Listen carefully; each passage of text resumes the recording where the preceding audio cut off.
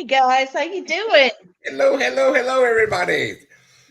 Thank you for choosing to watch Supernatural Murders tonight. We got a good show Mhm. for you guys tonight. You had thousands of choices you could have did, and you showed up for us. We appreciate you. We do.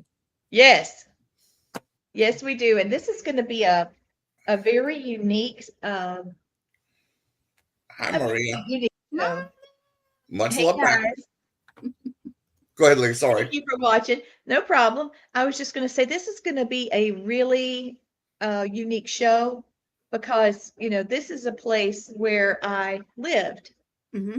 and Gwen has experienced the anomaly. We experienced it today, and some things that have happened because we've just let me tell you the story. It's unbelievable. You guys are gonna just have to like interview me like you don't know me and that you want to get the details of the story because it's hard for me to get it together to talk about it. There's so much to it, and I don't think people will believe part of it. Hey, Maria. So, the name of the story that I wrote is Bloody Thursday. If Hmm. you here, let me pop it up here. Bloody Thursday. I don't know that people are going to believe the story, y'all, but I swear to God, it's true. All right. So, what happened? I was living in an apartment. My ex-husband and I had gotten separated. It was he was an ex-monster. It was good that he was gone, and I had to find somewhere to live that would be reasonably priced because it was just me and the baby and two Cocker Spaniels. And so I found this little house in Honeypath, and Honeypath is centrally located to a lot of different towns in upstate South Carolina. And I was teaching by a grant, so I was able to go to all these different places, and it was more centralized. So the house was really inexpensive, and the rent was unbelievable. So I decided to go ahead and buy it, and the mortgage was super cheap. So I moved in the house right away. I knew something weird was going on, but little I would have never ever guessed of what happened to me. Um, I think the first thing that happened, I was hearing footsteps coming up from the attic, and the attic door was in my bedroom, and I would hear hard footsteps coming up, and there was a apartment downstairs that we weren't using for anything. But the house was a lot bigger than it looked from the outside. And I would hear it, and it would wake me up. It was so loud. I mean, like a man with boots. And yes, he's right there. Hello Blaine's. now. Say, hey, Auntie Gwen. Hey, Luna. Hey. Hey, Blaine. So I woke up and I'm hearing these steps, and it was like it was right there at that attic door. And it bothered me so bad, I decided to put, hey, Raven, Raven. thanks for coming on. You guys let people know we're here. I'm doing Uh, that now too. yeah. So I took a lock, one of those hinge locks that, comes across like that, and I put a padlock on it. And everybody was laughing, like, what are you doing? I mean, why did you do that to yourself? To go out, you have to unlock the door. And I Hmm. said, it's not to keep me in, it's to keep somebody else from coming up. And when I told them that, I could see it really jarred people. Um, but one time it was so loud and it sounded like running up and down, um, that I ended up, it woke up, um, uh, it was Demi and Picasso, my two Cocker Spaniels. And here I am in the middle of the bed with my baby and my two dogs sitting up on my knees, hanging on. And we ended up in the living room. I don't know. It was a really weird feeling. And it was very jarring. wake up and I'm having to protect my kids, my child and my dogs and myself. It's something about waking up from a dead sleep to something like that is really, especially when you've got a child. You're almost helpless when you have a child in your arms because it's not like you can just fight. You're holding a child. It kind of makes you helpless. But anyway, finally it got to the point where Mia was kind of into everything.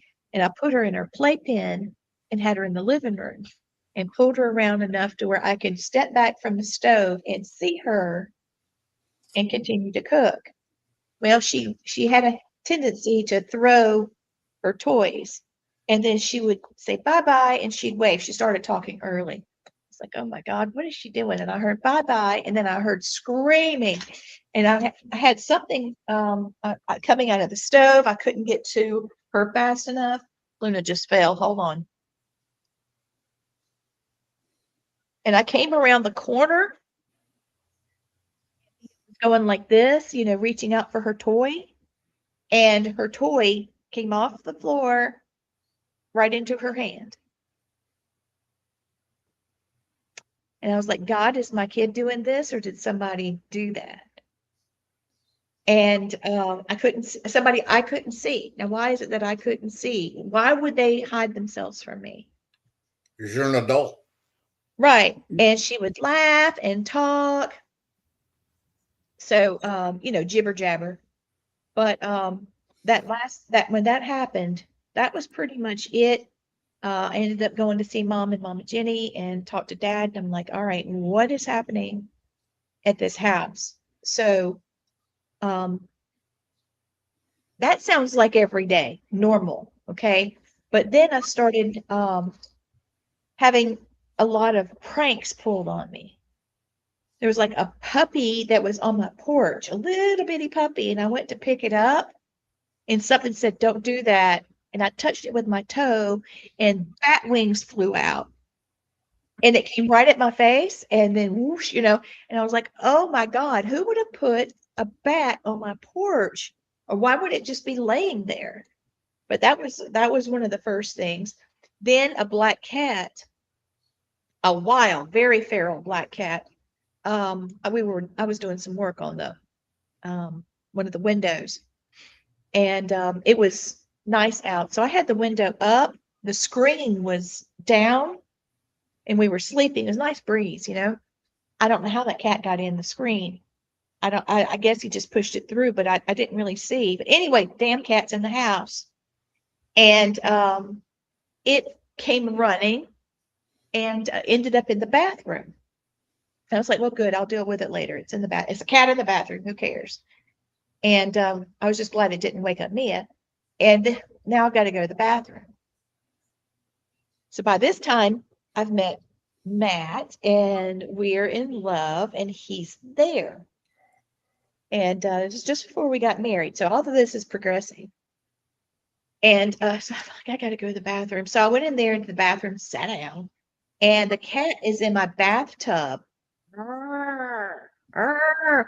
And I was like, I'm going to die. This thing's going to kill me because it was just really scary the way it was going.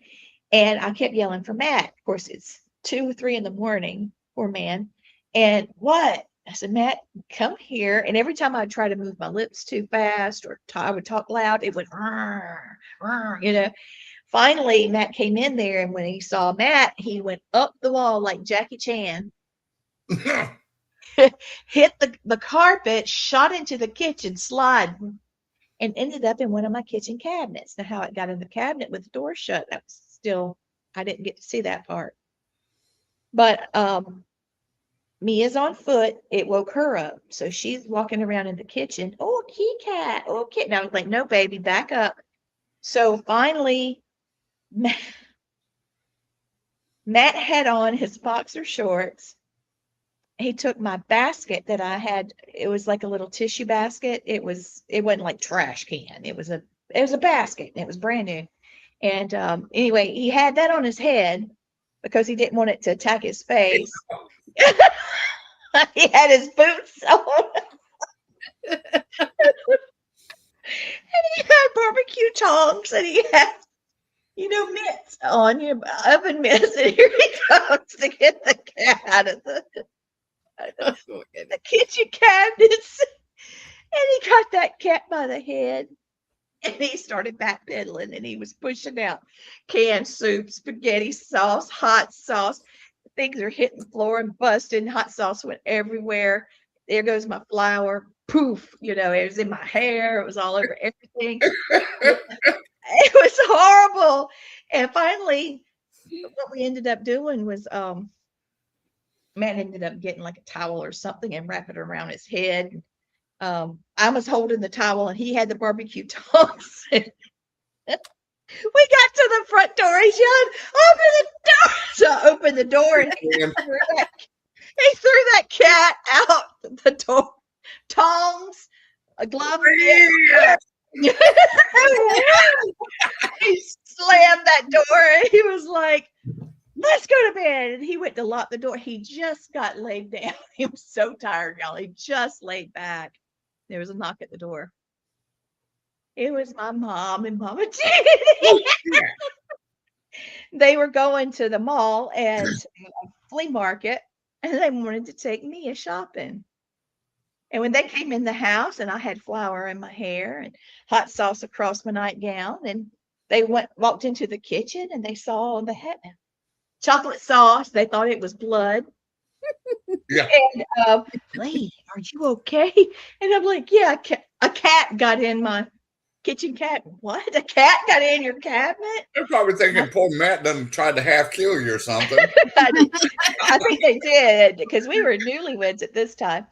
And I said, "Did you not see the barbecue tongs and the, oven mitts in the yard?" Yeah, we wondered about that.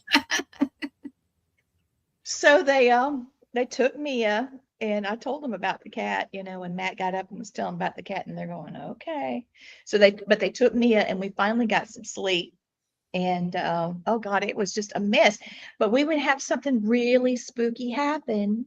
By this time, Mia's able to talk, and she's able to walk pretty good. And again, I got to go to the bathroom. Hey, Jeremy. Hey, Jeremy. I'm in the middle of the night. Hey, Michael, thank you for coming. And so I'm going to the bathroom in the middle of the night, and there's a little girl, and she's got her back to me, and it looks a lot like Mia. The hair's the same length, but I was like, she looks a lot taller. And I hear, hee, and I'm like, "Mia, go to bed. What are you doing up? Hee. And I started walking over, and right when I went to touch her, she dissolved, and Mia's laying in the bed asleep. And she told me that her angel was named Kelly. Now, she's on foot and she's able to talk, but that doesn't mean she can spell. Yeah. And she said her angel's name was Kelly with an E. How does she know what the heck an E is? No doubt. All right. So she was told that by the spirit. Yeah. Right. Yeah. So this is what we ended up finding out. We had to have a tree taken down. I got a brand new van, and a great big tree limb landed on my new van. It still had the new car smell. Oh. And it ruined it, and it was in the shop for 2 weeks. See what I'm saying? Some bull crap like that would happen.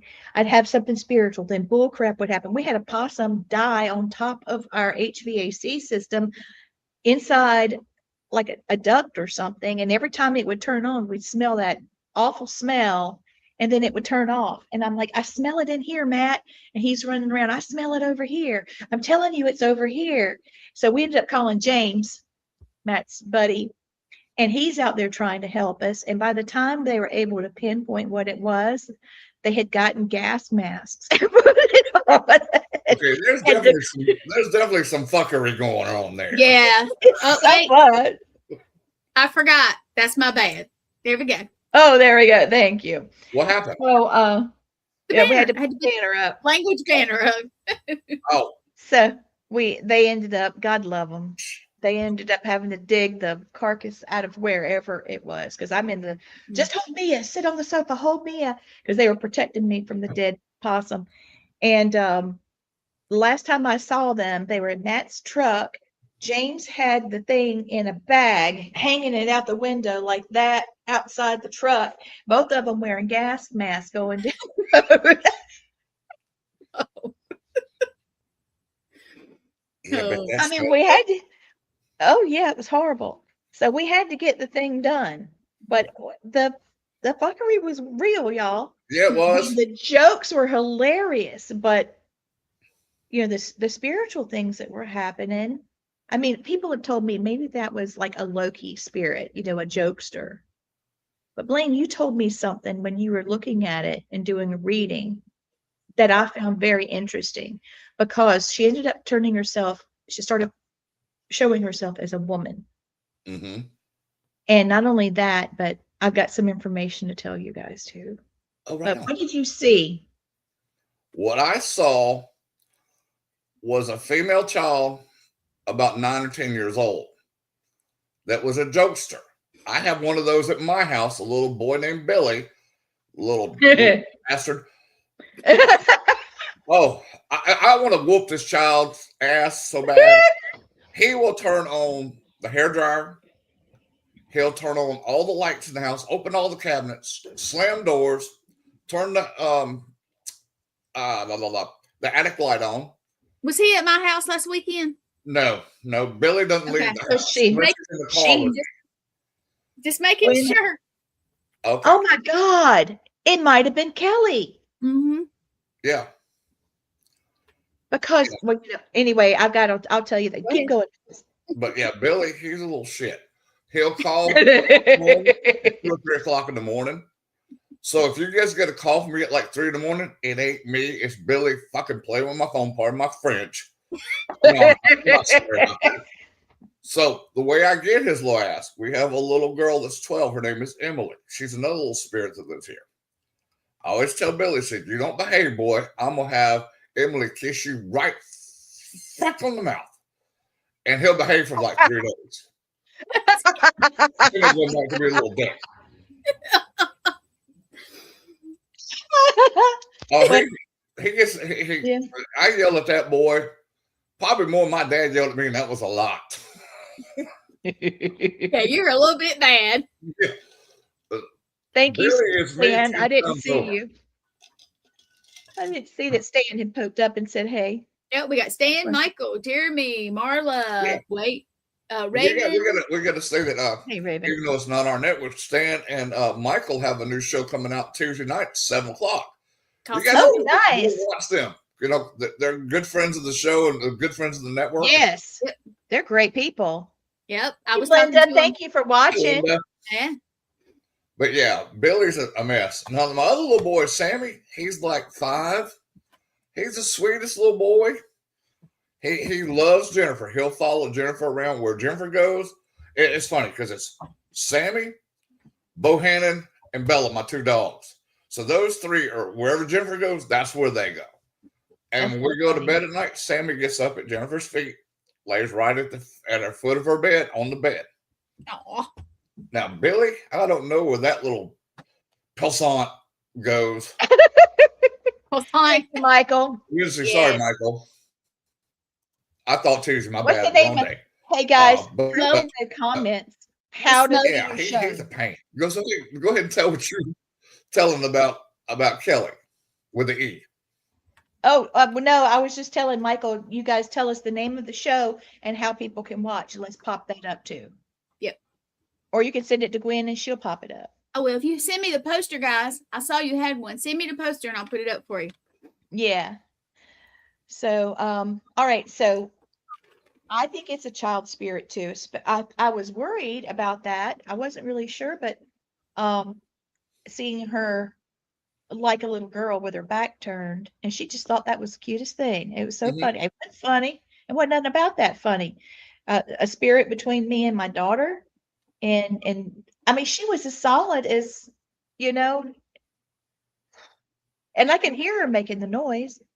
So anyway, we had a tree limb that fell on the van, and it ruined my van, and it was in the shop for over 2 weeks.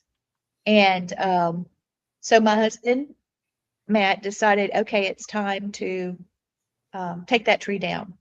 So as the guy was taking it down, he was going to drop it in between our house and the big hedge of bushes. And, it had to be precisioned or it was going to ruin the HVAC system and half the house. So when it went down, oh my God, I was screaming. The guy was screaming and he was holding his heart, But we got it done, but the branches hit.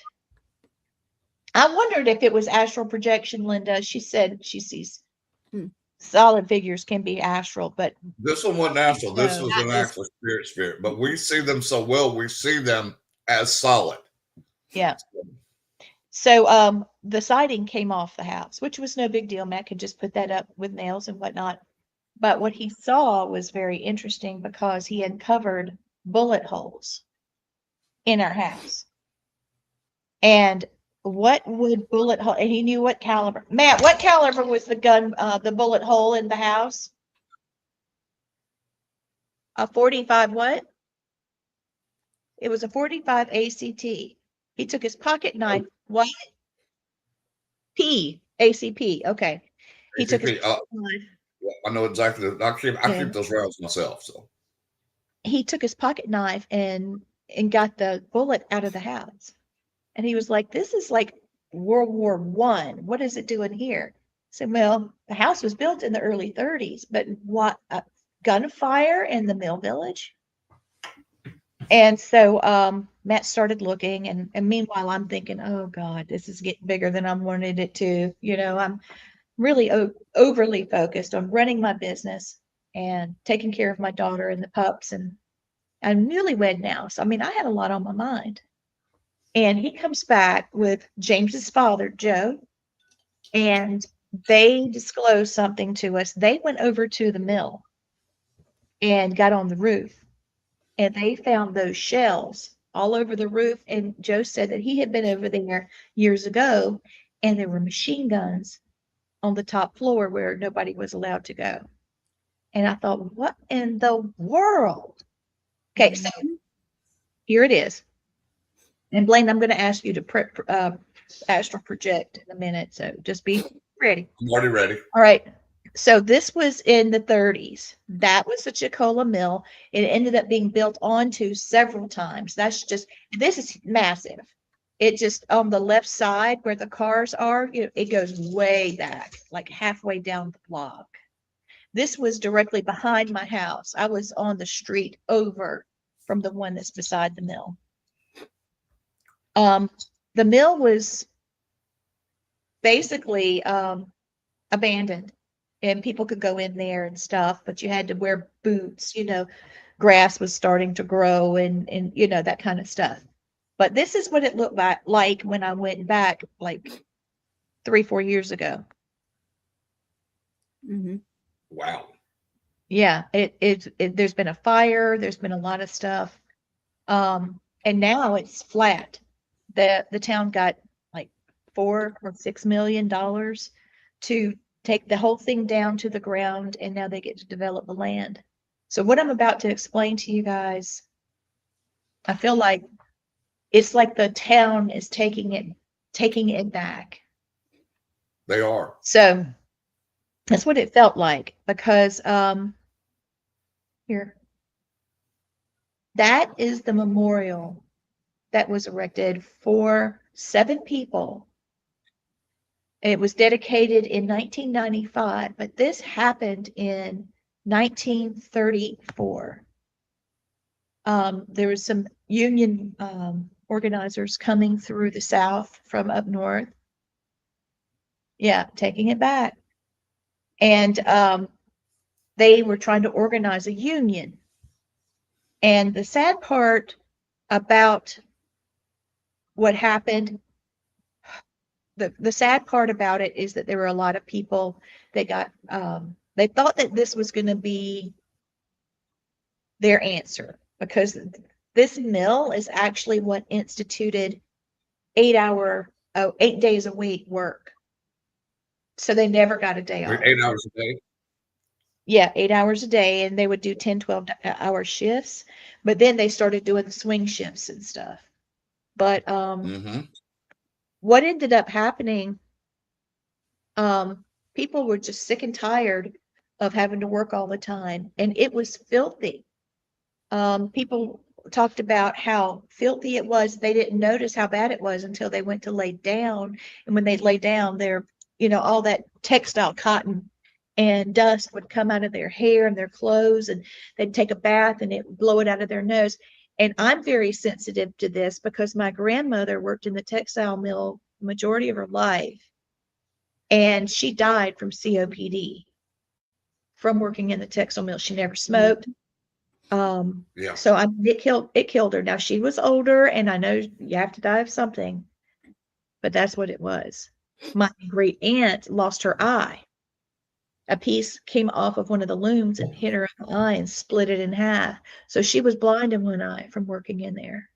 And nobody got any kind of, they Conversation. sent her, they sent Mama Jenny a letter. We were all living together by then because I had cancer, and Mom said she'd help me with Mia getting her to school. The schools were much better here than where we were.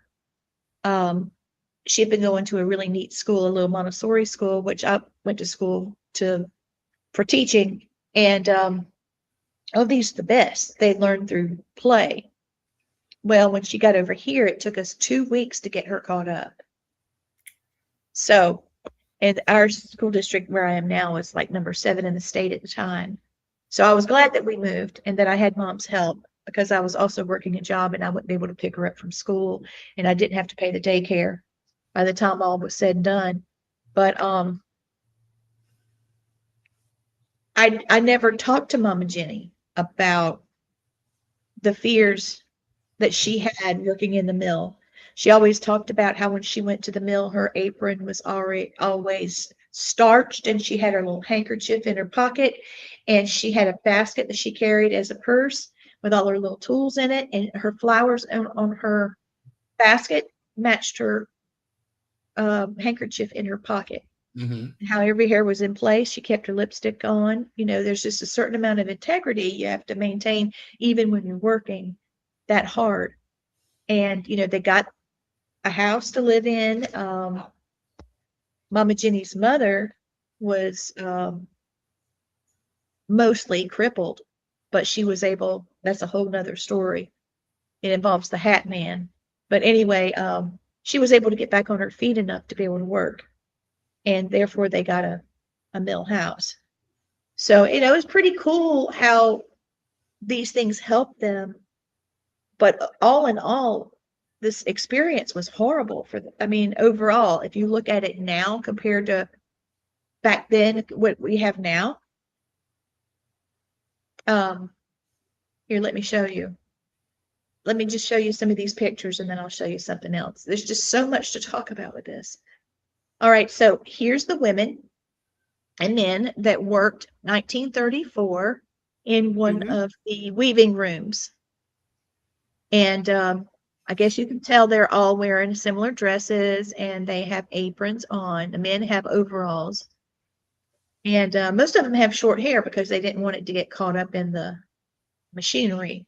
Mm-hmm. And of course, we know that children were working there. There were no child labor laws. Nope. And a lot of children got hurt there too. But so the union said, we're going to organize a strike for you. You guys are working in terrible, nasty conditions, and we're going to fix this for you. Well, they started to do a strike, and the man that owned the mill hired the chief of police, and the chief of police hired all the hunters and people that could handle weapons.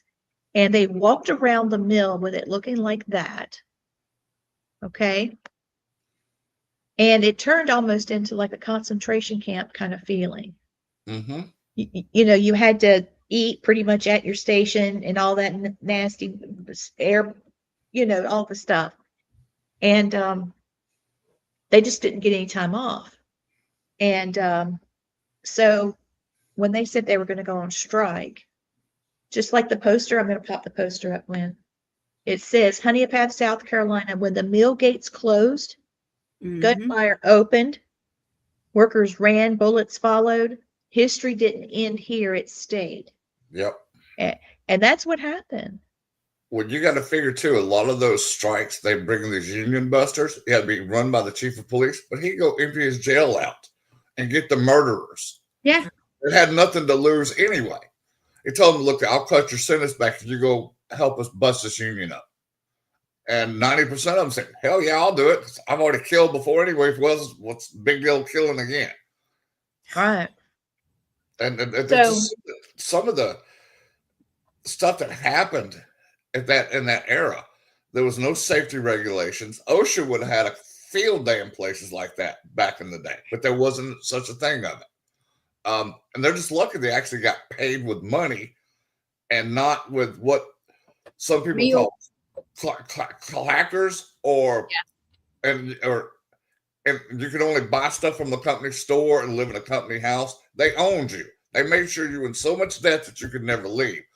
At least they got paid. Well, I have some of those that Mama Jenny had.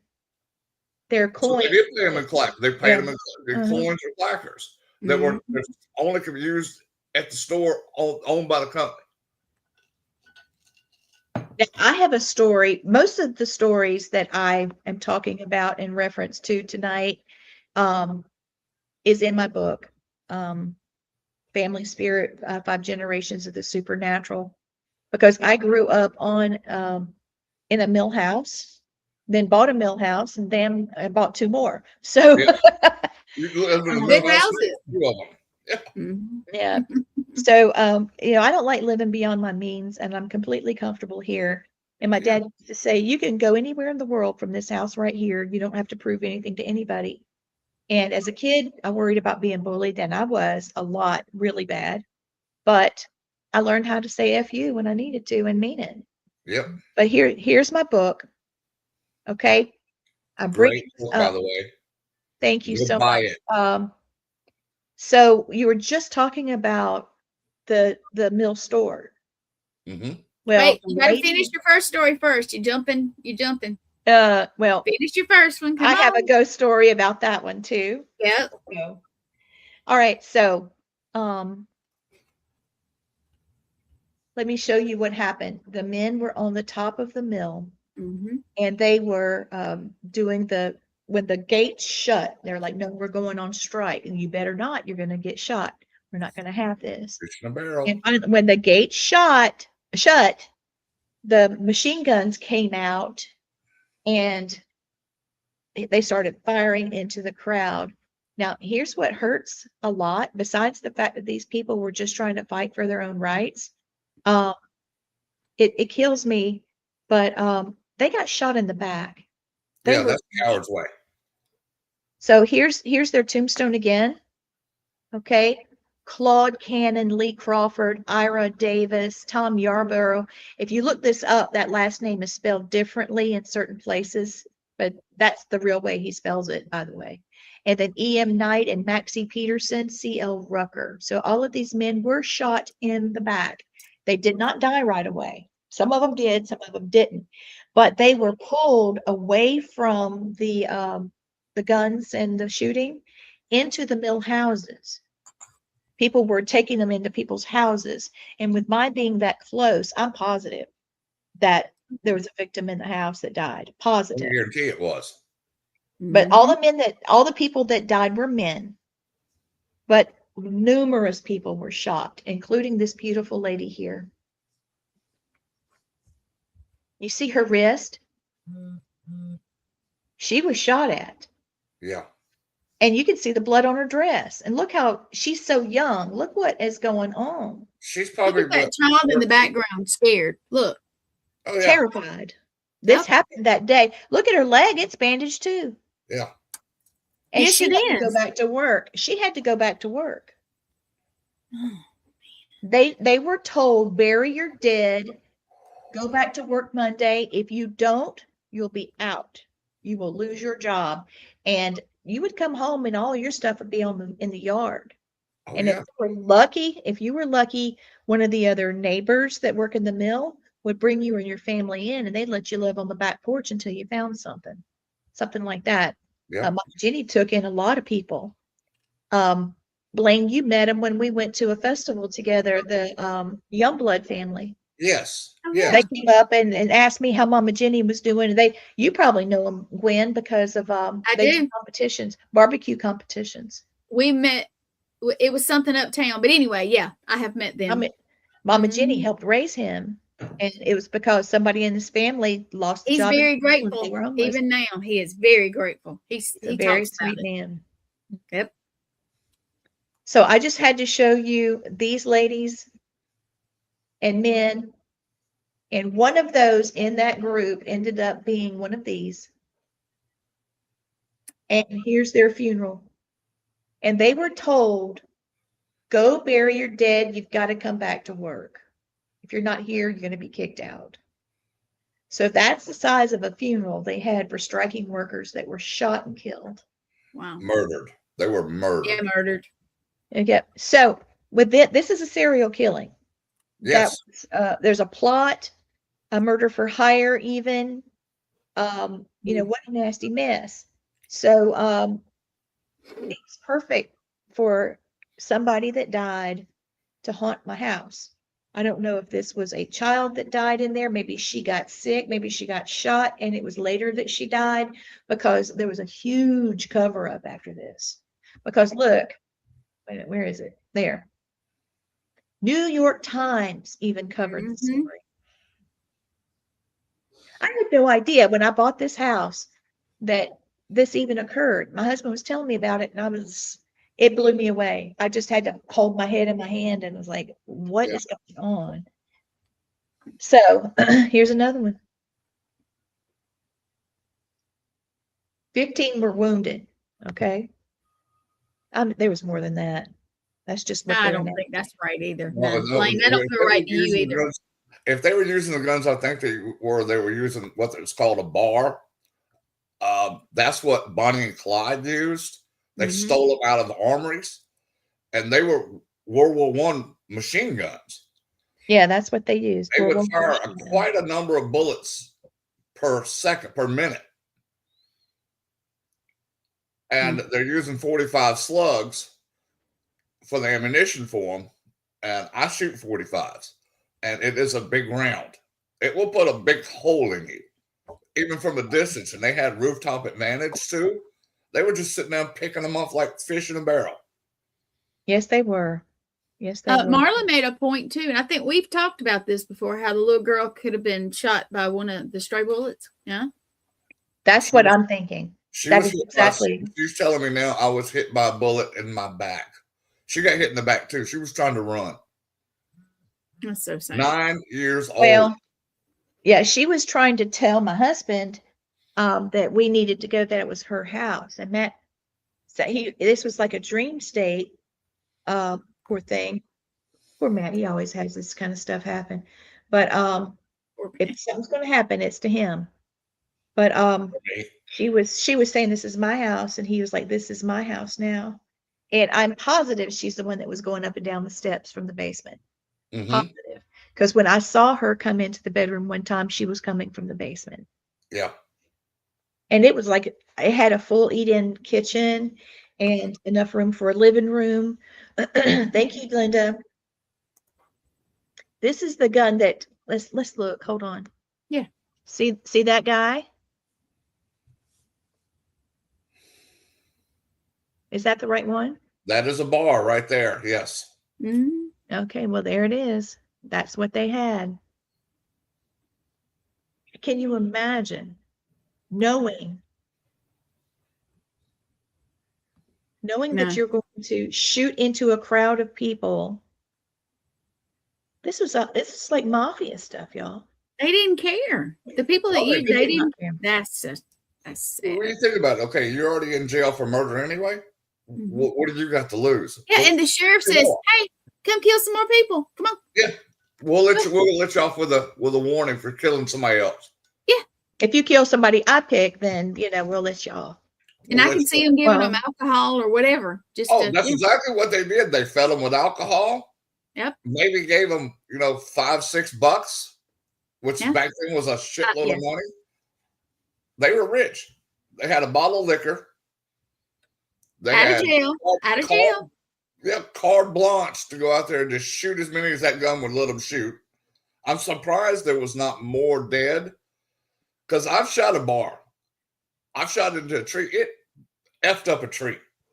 Can you imagine what it do to a human body?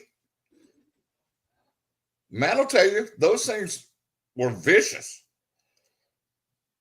Yeah. I'm gonna look back at that little girl, that young lady with her arm bandaged and her leg bandaged, and she just looks terrified. The kid looks like he's just checked out, like he's Yeah. in complete I'm guessing that disrespect. girl's probably maybe 14 years old, if that. Yeah.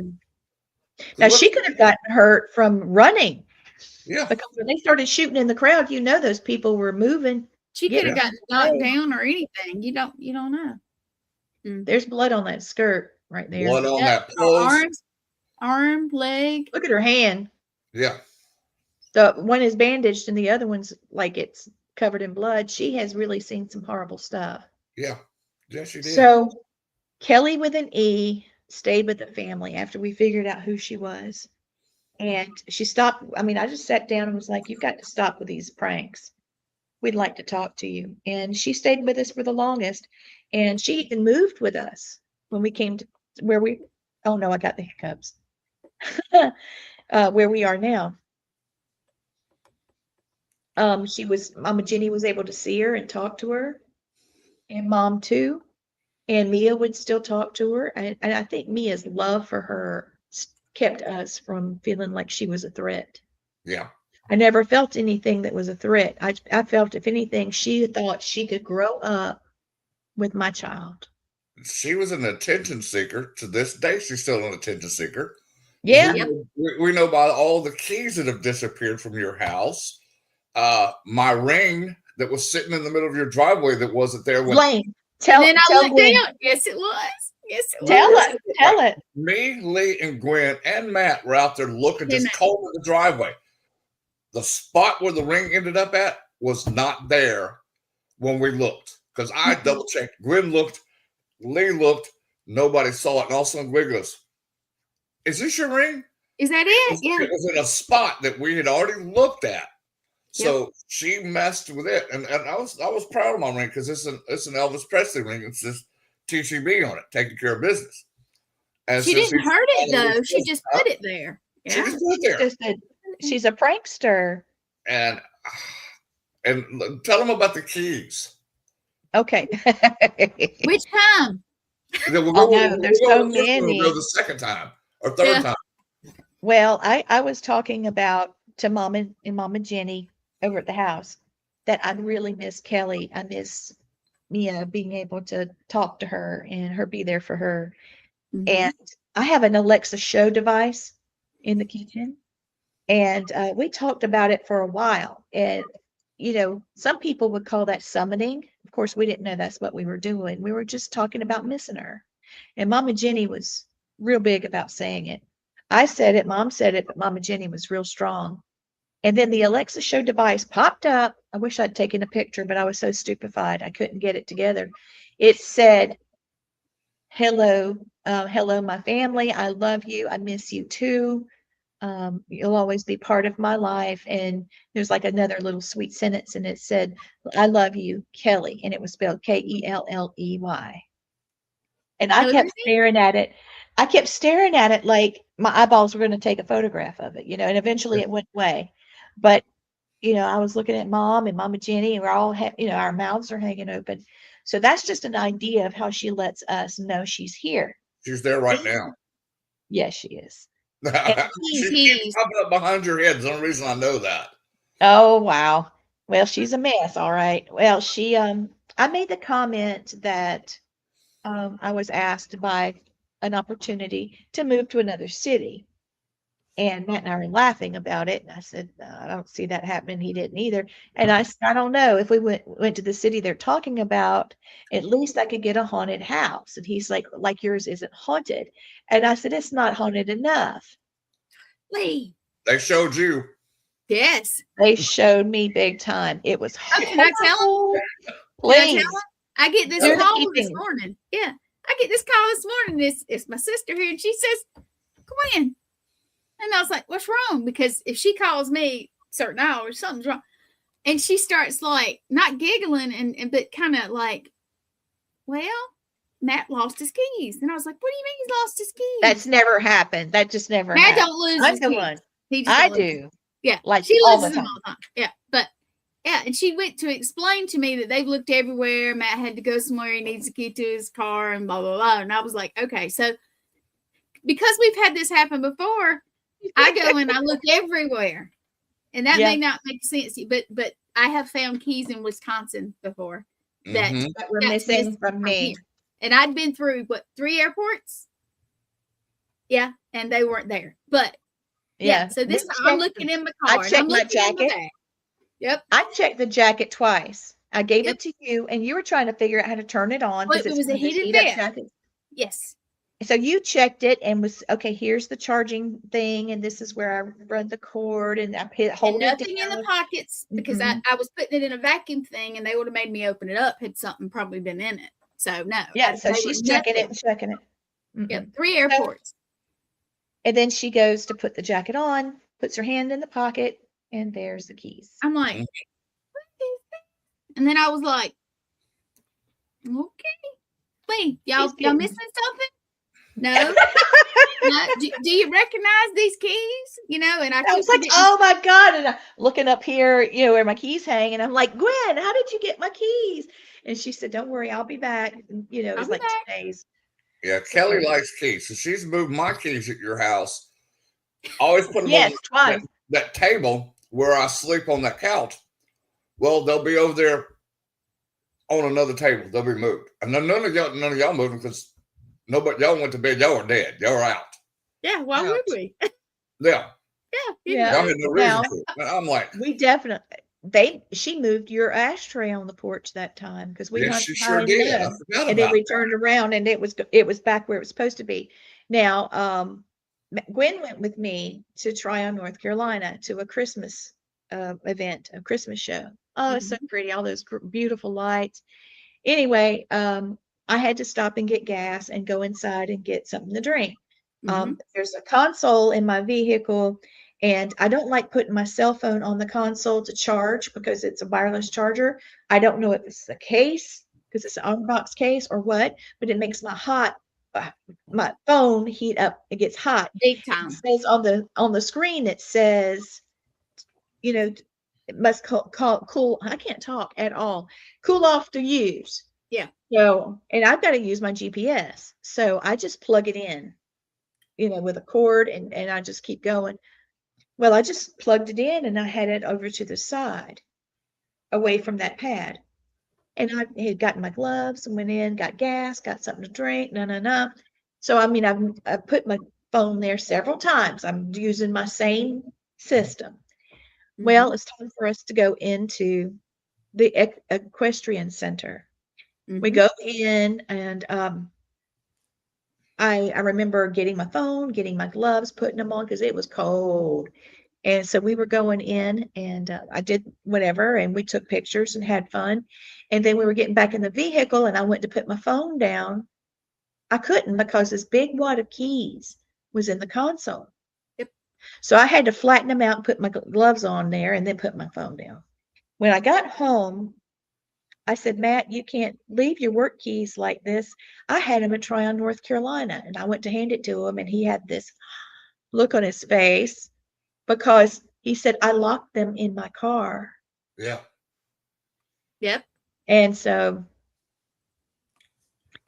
it was trippy. It was really, really trippy. And so I think that Kelly has graduated from, you know, luring possums into the heating system and putting bats on my porch and putting crickets inside shoes. Oh. Yeah. She would get crickets and put it inside Mia's shoes and my shoes and stuff. And that's why my daughter has a huge fear of crickets now. I bet she does. As a little girl trying to put her feet down in her shoes and feeling something. She's like, Mommy, there are potato chips in my shoe. And it was crickets. Oh, shit.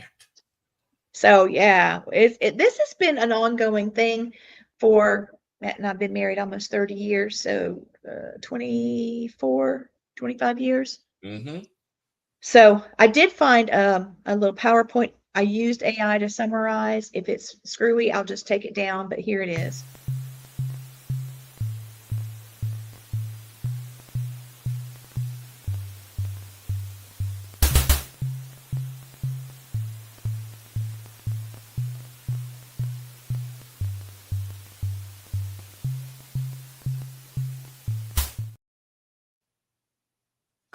So that's how many people were protesting. Now, you know, there were thousands of people that worked in the mill, but only 300 were part of that strike. And they had sticks and they were like, we're not coming in. And from what I understand, not only did they have guns, but the people from the mill, they also had what they call pig stickers. Mm-hmm. So if it was going to get rowdy, I mean, a lot of people were going to die. Yeah. This sent a shockwave all over all the textile mills. There were several textile mills that shut down because as they heard and saw what happened to these people and how it was being hushed up, they had to shut the mill down because they were afraid it was going to happen to them. Yeah, I bet they did. I mean, it happened once, it'll happen again because and I understand their thinking on that because you had different industries back in those days where they saw violence happen at one, they got scared if they worked at the same, like a similar type plant. Mm-hmm. Like if they were at a brick plant or whatever it was, and they saw somebody from a brick plant, get shot down trying to strike. Yeah, it's going to cause a little anxiety there. Of course. Oh yeah. So in September the 6th of 1934, this was also in the Great Depression. There were like 300 desperate, very poor workers formed the picket line at the Jacola Mill. And I'm reading something from the Gazette. That this is an article that they published at that time, and they were just wanting higher wages and better working conditions. Yeah. Just didn't like being filthy all the time. And this was actually a part of the 400,000 textile workers throughout the Southeast and New England that were protesting at the same time. Mm-hmm. But in Honeypath, this is what happened. Now, the man's name that did all this damage to these people is Dan Beecham, Beach, like going to the beach, AM, Dan Beecham. Now, he was the superintendent of the mill. He was also the mayor, magistrate of the town.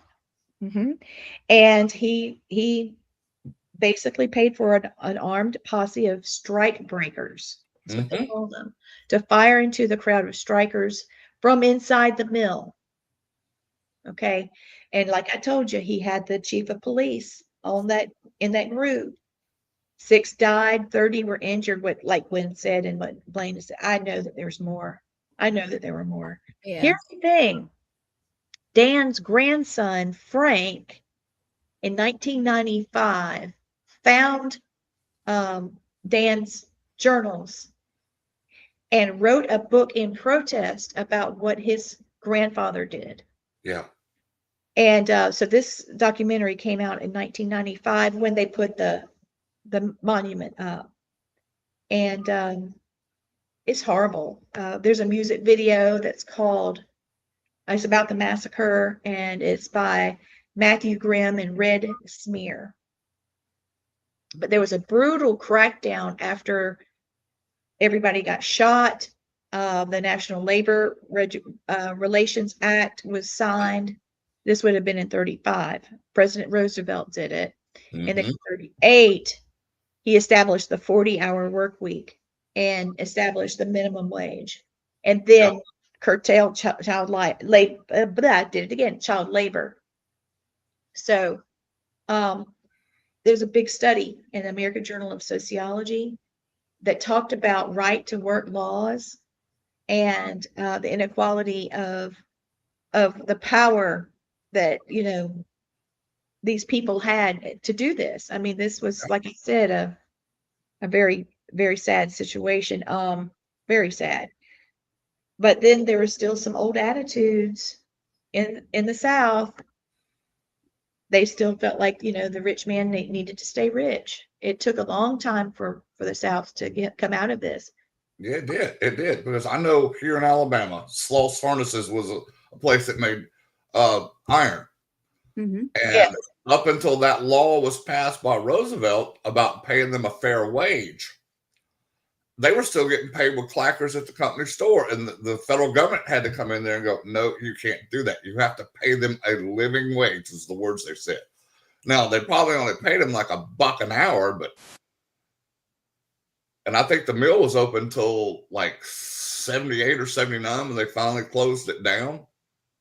But that happened all over. It happened in the coal mines up north.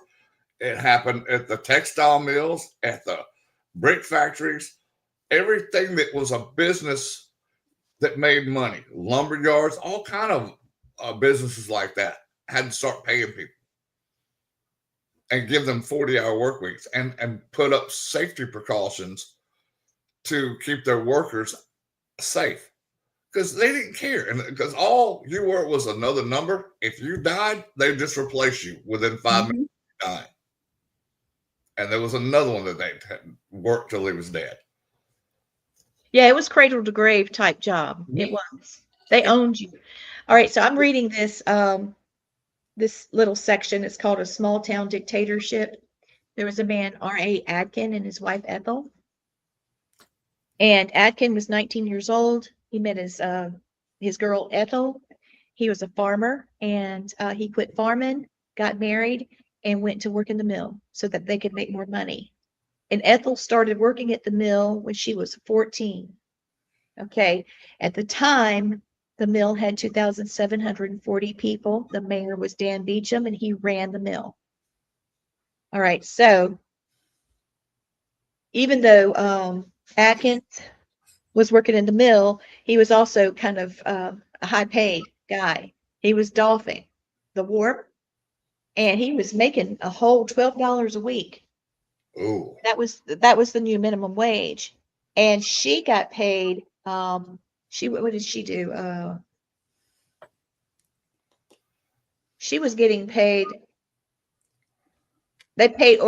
She got paid, I don't know how much, but anyway, the company took out of their check $4.80 a month for their 4-bedroom house Mm-hmm. in the old section of the mill village, but the electricity and water was supplied by the mill.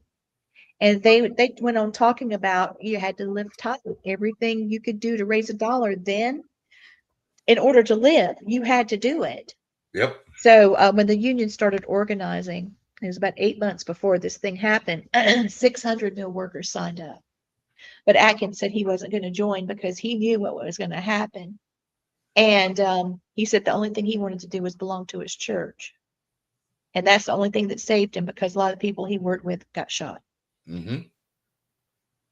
But one of their neighbors went, and she said that it felt so good to finally be heard, that she knew she didn't have money. She couldn't buy a new dress. She could only sew the dress or get dresses from other people and make dresses for the children from old clothes, that kind of stuff. And she said, I had to focus on feeding my kids. And when they had their meetings, Yeah. If it came to her head, she spoke about it. She was just so tired.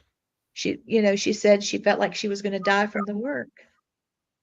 But Well, they ladies, were I'm gonna to switch kill. off of here, and we'll see you tomorrow night at 5:30. We got Joe Kudo Yes. coming on. You can like him on Family Spirit tomorrow night. So, thank you everybody that watched. Love y'all, and I'll Leave Blaine. talk to y'all tomorrow. See ya. All right. Bye. Bye. Gwen, so you know that Yarborough guy I was talking about, and we saw him on the memorial. He was shot 10 times. 10. Good Lord. Yeah, and it one talked about a could little. have killed him. Jeez, 10. Mhm.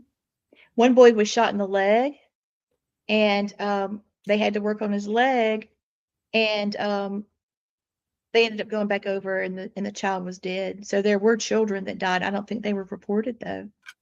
Oh, probably not. That was really covered up. Very I much. wonder if that's where Kelly came from. I just can't help but think. It could be. They did talk about concentration camps in Honey a Path. Yeah. After the violence, they talked about there was a mill in Duncan, and the mayor called for martial law after what happened, and they called out the National Guard. Mm. I Well, don't you care. guys, it's been an hour. Go read. Lee, pull your book up. Pull your book cover up for us. Yep.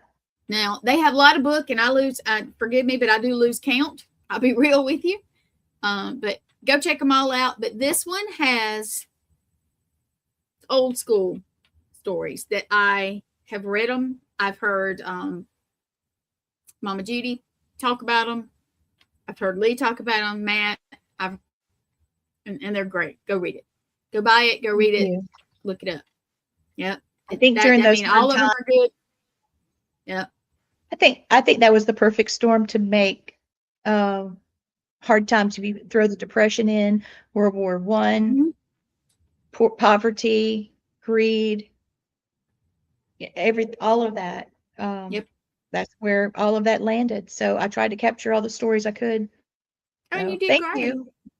You really did. Thank you for helping me. And like, subscribe, and share Every Story, Every Voice, All Access Network Television. Thank you for watching. Have a good night. Good night.